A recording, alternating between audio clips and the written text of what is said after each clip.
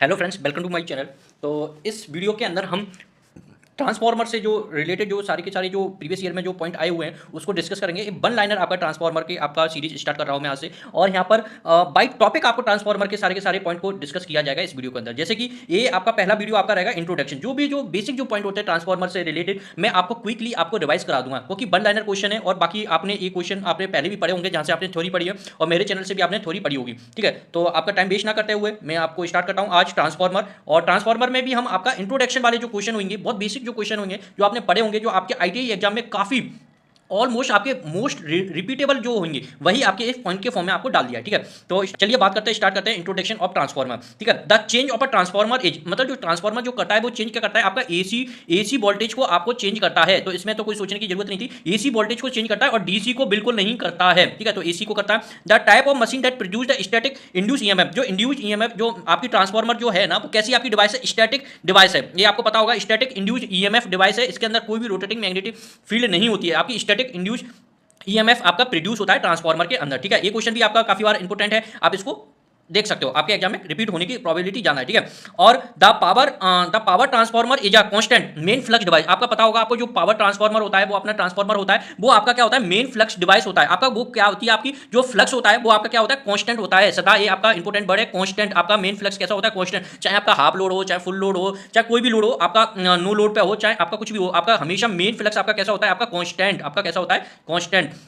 ठीक है, चलिए बात करते हैं नेक्स्ट, द ट्रांसफार्मर वर्क। आपका ट्रांसफार्मर वर्क काय पे करता है, आपका ओनली एसी पे करता है, आपका एसी पे करता है, डीसी पे बिल्कुल नहीं करता है। और ठीक है, ये आपको इंपोर्टेंट आपको याद रखना है, डीसी पे वर्क नहीं करता आपका transformer, only AC to AC ही ट्रांसफर करता है, जो भी वोल्टेज एंड करंट को करता है। ठीक है, और एसी पे ही वर्क करता है transformer. The rating of a transformer is express in a KVA. ये क्वेश्चन बहुत आपका पूछा जाता है, ट्रांसफार्मर की जो रेटिंग होती है वो काइम में आपका एक्सप्रेस किया जाता है, केवीए के अंदर किया जाता है, वोल्ट इनटू एम्पीयर इसकी रेटिंग होती है। कभी कभी एग्जामिनर आपको ट्रिक के लिए पूछता है तो के को हटा देता है, ओनली बी ए ले देता है, तो आपको बी ए भी आपको बोलनी है, क्योंकि के जो है यहाँ पर आगे वो आपका सिर्फ क्वांटिटी को आपको दर्शा रहा है। तो वोल्ट इंटू एम्पीयर इसकी बेसिक रेटिंग होती है, और इसको केवीए में जनरली आप इसको शो करते हैं, तो ये आपका क्या हो जाएगा, केवी हो जाएगा। ट्रांसफार्मर स्टेप अप और स्टेप डाउन किसको करता है, एसी को। ओनली स्टेप अप और स्टेप डाउन जो भी करता है वो सिर्फ एसी को करता है, डीसी को नहीं करता है। काफी द ट्रांसफार्मर इक्वेशन, जो ट्रांसफार्मर की जो इक्वेशन है B one into I one equal to B two into I two, इसका क्या मतलब है, जो ट्रांसफार्मर जो होता है उसकी जो पावर होती है, मतलब जो पावर होती है वो बिल्कुल भी चेंज नहीं होती है। आपकी जो पावर होती है, जो प्राइमरी साइड में जो पावर होती है वही आपकी सेकेंडरी साइड में पावर होती है, मतलब जो पावर जो होती है वो उसमें बिल्कुल भी चेंज नहीं आता है। तो इसी इक्वेशन के अकॉर्डिंग, इस इक्वेशन को अपन क्या बोलते हैं, law of energy conservation.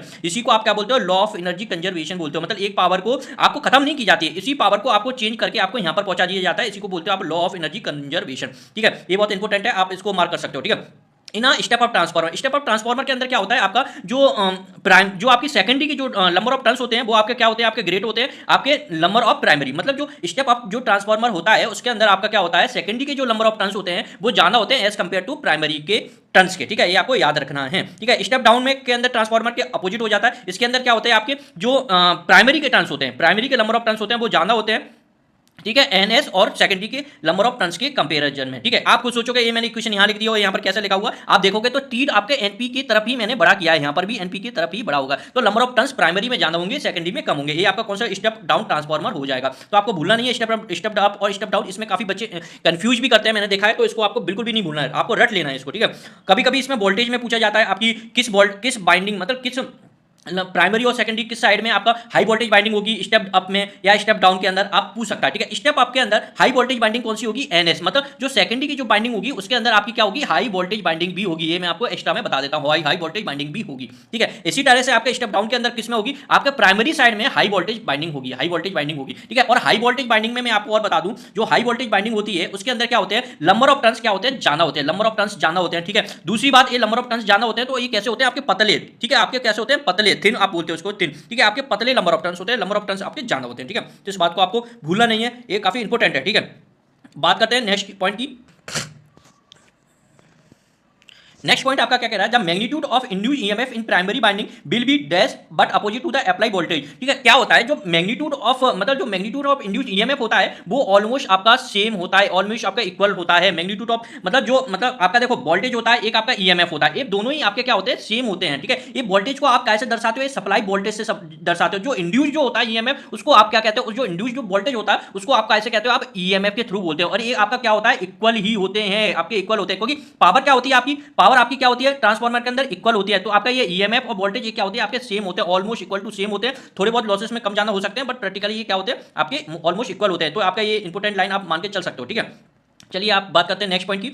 Next point आपका क्या कह रहा है, the in a transformer the resistance between in resistance between its primary and second, जो प्राइमरी और सेकेंडरी के बीच के अंदर जो रेजिस्टेंस होता है वो कैसा होता है, वो कैसा होता है आपका इनफाइनाइट होता है, क्योंकि यहाँ पर आपका कोई भी इलेक्ट्रिकली कनेक्शन नहीं होता है प्राइमरी और सेकेंडरी के अंदर। तो यहाँ पर जो इन्फिनिटी क्या होता है, क्यों कहते हैं, क्योंकि बीच के अंदर आपकी क्या होती है एयर होती है, प्राइमरी बाइंडिंग हो गया, सेकेंडरी बाइंडिंग हो गया, बीच में क्या है रेजिस्टेंस, ये बहुत इन्फिनिटी है, रेजिस्टेंस में क्या है आपका एयर है, तो क्या सी हो जाएगी आपकी इन्फिनिटी। ये क्वेश्चन भी आपका काफी बार पूछा जाता है, देखो एसएससी जेई तक में 2018 में आपका पूछा गया है, तो ये क्वेश्चन आपके एग्जाम में भी आने की प्रोबेबिलिटी हाई हो जाती है, ठीक है। जो एसएससी जेई के जो पुराने क्वेश्चन होते हैं, जो बेसिक क्वेश्चन होते हैं ना, आजकल वो आईटीआई के एग्जाम में आपके आने लगे हैं, तो आपको ये नहीं सोचना है ये जेई लेवल का है, जेई लेवल का नहीं है, ये अब आपके आने वाले नेक्स्ट एग्जाम में पूछने वाला क्वेश्चन है, आप ये मान के चलिए, ठीक है।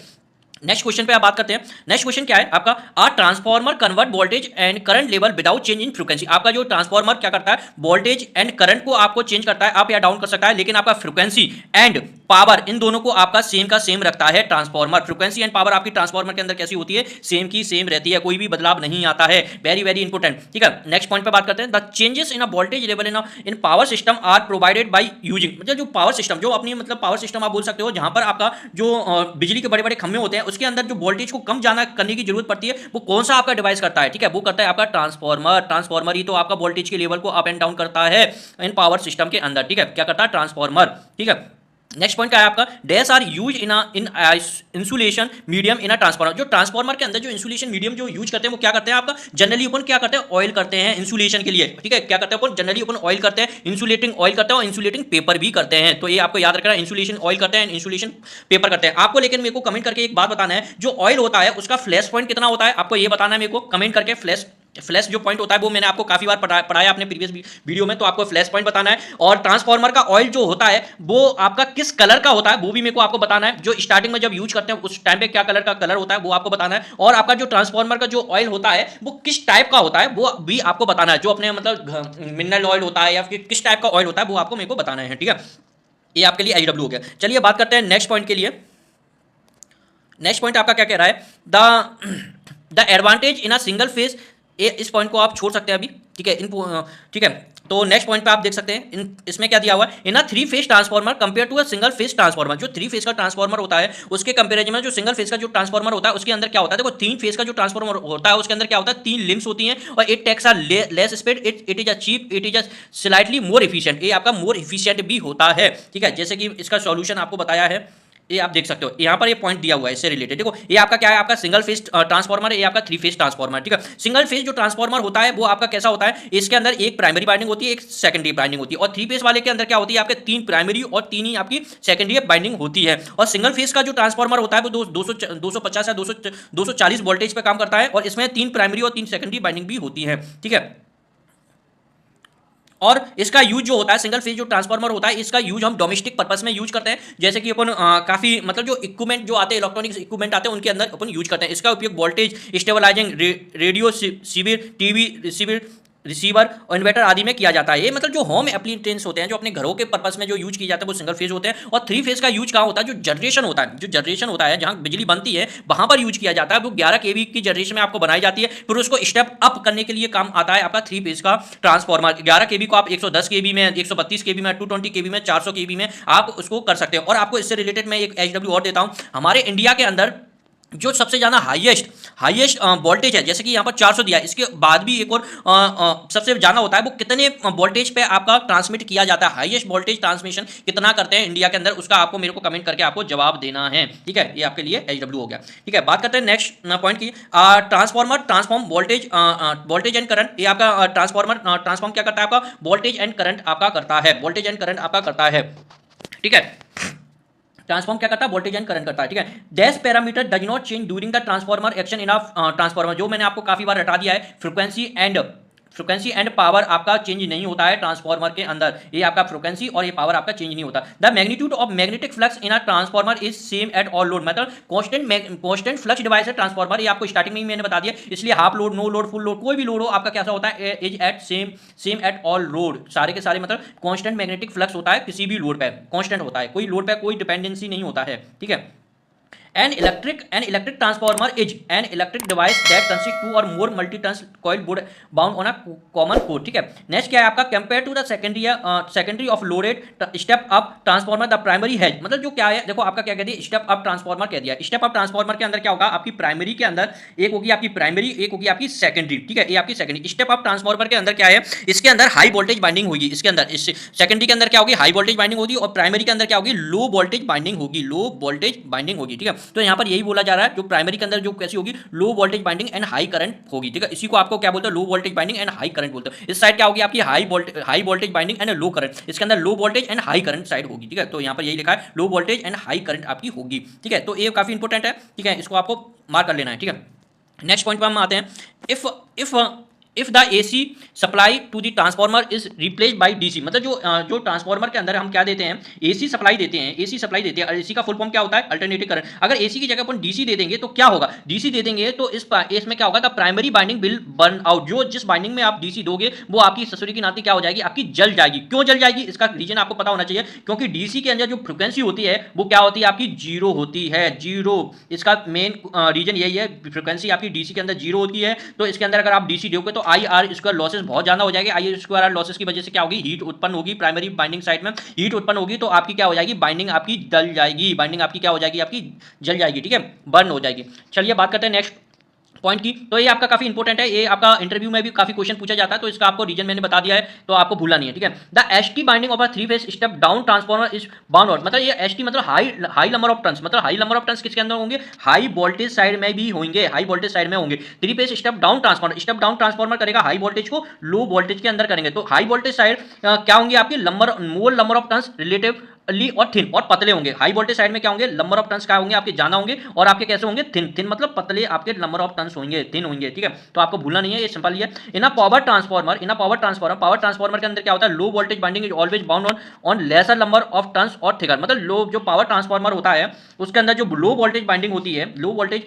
बाइंडिंग होती है, उसके अंदर क्या होता है, नंबर ऑफ टर्न्स कम होते हैं, और ये कैसे होते हैं, थिक होते हैं, मोटे मोटे होते हैं, मोटे मोटे होते हैं। ठीक है, ये कैसे होते हैं, आपके थिकर होते हैं। ठीक है, ये आपको याद रखना है। अब नेक्स्ट पॉइंट पे आप आ जाइए। A transformer as compared to an amplifier cannot increase, जो ट्रांसफार्मर और एम्पलीफायर के अंदर अगर अपन कंपैरिजन कराएं तो क्या नहीं कर सकता, ट्रांसफार्मर आपका आउटपुट को बढ़ा नहीं सकता। मतलब यहाँ पर अगर आपने 50 kVA दे दिए ना, तो यहाँ पर जो आउटपुट जो होगा ना उसमें भी आपका 50 kVA से ज्यादा नहीं निकल सकता, 50 kVA से कम या 50 kVA ही निकल सकता है। लेकिन जो एम्पलीफायर होता है ना वो क्या करता है, आपकी पावर को बढ़ा सकता है। आपकी जैसे कि आप एम्पलीफायर आपने देखा होगा साउंड सिस्टम में ज्यादा यूज किया जाता है। अगर आपका साउंड अगर लेट बी सपोज 40 dB का है, ठीक है, साउंड को अपन dB के अंदर अपन नापते हैं, तो ये एम्पलीफायर इसको क्या कर सकता है, आपका 80 dB कर सकता है, कितनी भी कर सकता है जो उसकी रही होगी उस सिस्टम की। ठीक है, कन्वर्ट करने की एफिशिएंसी, तो 40 को 80 कर सकता है, लेकिन ट्रांसफार्मर कभी पावर को बढ़ा नहीं सकता है। तो ये क्वेश्चन काफी आपका आता है, इसलिए मैंने इतना इसमें वक्त दिया है आपको। तो transformer as compare to an amplifier, तो आपका क्या नहीं कर सकता, आउटपुट पावर को बढ़ा नहीं सकता है, आउटपुट पावर को बढ़ा नहीं सकता है, इसको आप रट लेना। ठीक है, in a transformer the energy is convert from primary to second, जो ट्रांसफार्मर जो होता है ना, ए हो गया, दो बाइंडिंग लगा दी, यहाँ पर आपने AC सप्लाई दे दी, ठीक है, और यहाँ से यहाँ पर कोई भी इलेक्ट्रिकल कनेक्शन नहीं होता है, कोई भी तार से तार कोई जुड़ा नहीं होता, लेकिन पावर फिर भी यहाँ से प्राइमरी साइड से सेकेंडरी साइड चली जाती है। लेकिन कैसे जाती है, वो आपकी फ्लक्स के द्वारा जाती है, मैग्नेटिक फ्लक्स के द्वारा जाती है। यहाँ पर एक और क्वेश्चन आता है, आपकी जो बाइंडिंग होती है वो कैसे कनेक्टेड होती है, तो वो आपकी कैसे होती है, मैग्नेटिकली आपकी कनेक्टेड होती है, मैग्नेटिकली फ्लक्स के द्वारा आपका यहां से यहां तक जाता है, कोई भी इलेक्ट्रिकली कनेक्टेड नहीं होती है। ठीक है, तो इसको कहते हैं बाई फ्लक्स के कारण आपकी एनर्जी कन्वर्ट होती है। ठीक है, नेक्स्ट पॉइंट क्या है आपका, in a transformer the winding to which electric supply is given as input as, जो बाइंडिंग मतलब जो हमारी दो बाइंडिंग होती है, ठीक है, कोई भी आपकी बाइंडिंग ले लीजिए, अगर आपने यहाँ पर आपने सप्लाई दी है तो ये सप्लाई वाली बाइंडिंग क्या कहलाएगी, आपकी प्राइमरी, और ये आपकी दूसरी कैसी हो जाएगी, सेकेंडरी। अगर लेट भी सपोज आपने यहाँ पर आपने सप्लाई दे दी, ठीक है, सप्लाई दे दी, तो आपकी कैसी बाइंडिंग हो जाएगी, प्राइमरी, और ये आपकी बाइंडिंग कैसी हो जाएगी, सेकेंडरी। तो यही पूछा जा रहा है, जहां आप सप्लाई देते हो उसी बाइंडिंग को आप क्या कहते हो, प्राइमरी बाइंडिंग कहते हैं। In a transformer the winding to which electric supply, जिसमें अपन इलेक्ट्रिक सप्लाई देते हैं, गिवन इज कॉल्ड, उसको क्या कहा जाता है, प्राइमरी बाइंडिंग कहा जाता है। चलिए नेक्स्ट पॉइंट पर बात करते हैं, primary binding of a transformer. Primary binding जो होती है ट्रांसफार्मर की वो कैसी होती है, could be either low voltage binding और हाई वोल्टेज बाइंडिंग। देखो जो प्राइमरी जो बाइंडिंग होती है, देखो जहां सप्लाई देते हो उसी को आप प्राइमरी बाइंडिंग कहते हो, और लेकिन वो कैसी होती है, हाई वोल्टेज होती है या लो वोल्टेज, ये ऐसा कोई भी फिक्स नहीं है, वो आपकी हाई वोल्टेज भी हो सकती है और लो वोल्टेज बाइंडिंग भी हो सकती है। ये तो आपकी बनावट नंबर ऑफ टर्न्स पे आपका डिपेंड करेगा, नंबर ऑफ टर्न्स कैसे हैं उसके अंदर। तो ये कुड भी आइदर लो वोल्टेज भी हो सकती है, हाई वोल्टेज भी हो सकती है। ठीक है, नेक्स्ट बिंदु पे बात करते हैं, the function of a transformer is not, function नहीं है ट्रांसफार्मर का to convert DC into AC. आपका ट्रांसफार्मर जो होता है वो डीसी को एसी में बिल्कुल कन्वर्ट नहीं कर सकता, सिर्फ एसी को एसी में ही कन्वर्ट कर सकता है। यहाँ पर क्या पूछा है आपका, नॉट लिखा है, इसलिए यहाँ पर टू कन्वर्ट डीसी को एसी में नहीं कर सकता, ठीक है। नेक्स्ट बिंदु आपका क्या कह रहा है, a transformer does not possesses changing property, मतलब डज नॉट लिखा हुआ है, क्या नहीं कर सकता, वो पावर को और फ्रीक्वेंसी जो मैंने आपको रटा दिया है अभी तक, आपको चेंज नहीं कर सकता, चेंजिंग नहीं कर सकता प्रॉपर्टीज के अंदर। किस प्रॉपर्टी के अंदर चेंज नहीं कर सकता, आपकी पावर और फ्रीक्वेंसी आपको मैंने रटवा दिया है, FREQUENCY फ्रीक्वेंसी। आपको एक और कमेंट करके आपको फ्रीक्वेंसी की यूनिट मेरे को आपको बतानी है, कमेंट करना है कि फ्रीक्वेंसी की जो यूनिट होती है वो क्या होती है, उसको आपको कमेंट करके मेरे को कमेंट सेक्शन में आपको आंसर बताना है, ठीक है। तो बात करते हैं नेक्स्ट बिंदु की, the binding of a step up transformer has more number of turns, जो नंबर ऑफ टर्न्स जो ज्यादा होते हैं उस बाइंडिंग को क्या कहते हैं अपन, हाई वोल्टेज बाइंडिंग कहते हैं। ये बात को आपको रट गई होगी, हाई वोल्टेज बाइंडिंग उसको कहते हैं, हाई वोल्टेज बाइंडिंग उसको कहते हैं, ठीक है। द फेस रिलेशन बिटवीन, ये बहुत इंपॉर्टेंट है, ये आपका आ सकता है आपके आगामी एग्जाम के अंदर, जब the face relation between primary and secondary terminal, जो प्राइमरी और सेकेंडरी टर्मिनल के अंदर जो फेस होते हैं वोल्टेज के, वो कैसे होते हैं, 180 डिग्री आउट ऑफ फेस होते हैं। कैसे होते हैं, 180 डिग्री आउट ऑफ फेस होते हैं, इस बात को आप रट लीजिए, ठीक है। नेक्स्ट बिंदु क्या है आपका, in a transformer the frequency of a secondary voltage will be equal to the primary, क्योंकि आपको मैंने बोल दिया है फ्रीक्वेंसी आपकी चेंज नहीं होती है, जो प्राइमरी के अंदर जो फ्रीक्वेंसी होगी वही आपकी सेकेंडरी के अंदर भी फ्रीक्वेंसी आपकी मिलेगी, तो आपका equal to the primary voltage, जो प्राइमरी में रहेगी वही आपकी सेकेंडरी में रहेगी, ठीक है। अब नेक्स्ट आ जाइए, स्टेप अप ट्रांसफार्मर आपकी क्या करता है, इंक्रीज द सेकेंडरी वोल्टेज, जो सेकेंडरी साइड की जो होती है ना उसमें क्या करता है, आपका वोल्टेज को इंक्रीज करता है, उसके नाम में ही स्टेप अप है, लेकिन स्टेप अप क्या करता है, ये वोल्टेज को करता है ना कि करंट को, वोल्टेज को तो हाई कर देता है और करंट को आपको लो कर देता है। स्टेप अप ट्रांसफार्मर में वोल्टेज को हाई करंट को लो, वोल्टेज को हाई करंट को लो, ये आपको याद रखना है, ठीक है। लास्ट बिंदु आपका आ गया है, transformer is a device which convert, आपका जो ट्रांसफार्मर वो डिवाइस है वो क्या कन्वर्ट करती है, देखो लो वोल्टेज को हाई वोल्टेज में करती है, हाई वोल्टेज को लो वोल्टेज में करती है, तो इसके अंदर कुछ लो वोल्टेज करती है, तो यही आपका आंसर हो जाएगा, ठीक है। हाई देखो low voltage high current into the high current low voltage, और वाइस वर्सा का मतलब ये उल्टा भी कर सकता है। इसका क्या मतलब, माने कि आपकी ट्रांसफार्मर की बाइंडिंग ये है, ठीक है। ये मैंने स्टेप डाउन ट्रांसफार्मर बनाया, क्यों कैसे बनाया, ये आपको कैसे दिख रहा है, देखो इस साइड आपकी नंबर ऑफ टर्न्स ज्यादा नहीं दिखाई दे रही है, इस साइड कम दिखाई दे रही है, तो इसका मतलब ऐसा नहीं है कि स्टेप अप हो गया। जहां यहाँ पर आप क्या दे दोगे, आप सप्लाई दे दोगे, एसी सप्लाई दे दोगे, तो अब ये हो जाएगा आपका स्टेप डाउन ट्रांसफार्मर। अगर यहाँ पर आप सप्लाई दे दोगे तो ये आपका कैसा हो जाएगा, स्टेप डाउन, ठीक है, स्टेप डाउन ट्रांसफार्मर हो जाएगा। अगर आप एसी सप्लाई दे दोगे, क्या दे दोगे आप, एसी सप्लाई दे दोगे, यहां से आप एसी सप्लाई दोगे, तो ये ऐसे ट्रांसफार्मर कैसे काम करेगा, स्टेप अप ट्रांसफार्मर के जैसे काम करेगा। और स्टेप अप ट्रांसफार्मर क्यों करेगा, क्योंकि यहां पर आपने सप्लाई दी है, इस बार इनपुट यहां पर दिया, ठीक है, तो ये आपको भूलना नहीं है। और ट्रांसफार्मर आपका बाई डायरेक्शनल काम करता है, ऐसा नहीं है यहीं से सप्लाई दे सकते हो, आपका ट्रांसफार्मर में उल्टी भी सप्लाई दे सकते हो, उसका जस्ट अपोजिट ही काम करेगा। तो ये सारे के सारे जो ट्रांसफार्मर से रिलेटेड जो वो बेसिक जो पॉइंट हो सकते थे वो सारे के सारे डिस्कस कर लिए हैं। अगर आपको मेरे वीडियो पसंद आ रहे हैं तो प्लीज़ आप मेरे वीडियो को इसको लाइक कर सकते हो, ज़्यादा से ज़्यादा शेयर करें और ज़्यादा से ज़्यादा इस चैनल को सब्सक्राइब कर लें, जिससे कि आपको आगे वीडियो जो आएंगे मेरे उसका नोटिफिकेशन आपके पास आ जाए, ठीक है। तो इसी तरह से हम नेक्स्ट पार्ट में अपन क्या करेंगे, वर्किंग प्रिंसिपल के पे जो भी क्वेश्चन आए होंगे उससे रिलेटेड जो बिंदु होंगे उनको सबको आपको डिस्कस करेंगे नेक्स्ट वीडियो के अंदर। तो मिलते हैं नेक्स्ट वीडियो में, thank you, have a nice day.